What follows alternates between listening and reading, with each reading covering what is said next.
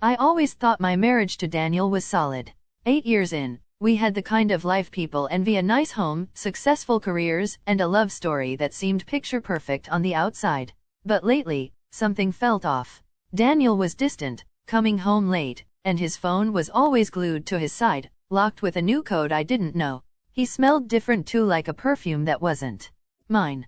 One evening, after dinner, he went for a shower. I could feel my heart pounding as I picked up his phone.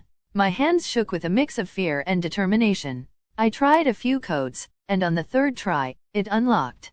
That tiny victory felt like a punch in the gut when I saw the messages. Daniel had been seeing Lauren, his coworker. It had been going on for months, right under my nose. I felt sick, betrayed, but mostly angry. He thought he could get away with it.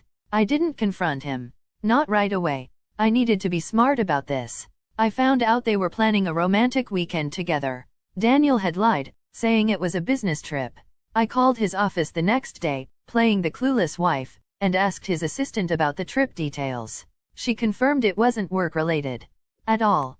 Perfect. With that information, I set my plan in motion. I told Daniel I was going to a spa retreat with friends. I even posted pictures online, old photos from previous visits, complete with fake check-ins. But in reality, I booked myself a room at the same hotel where Daniel and Lauren were staying. I'll never forget the look on Daniel's face when I accidentally bumped into them in the hotel lobby. He went pale, and Lauren looked like she wanted to crawl under a rock. I smiled, pretending to be surprised. "Oh, Daniel? What a coincidence," I said, keeping my tone light.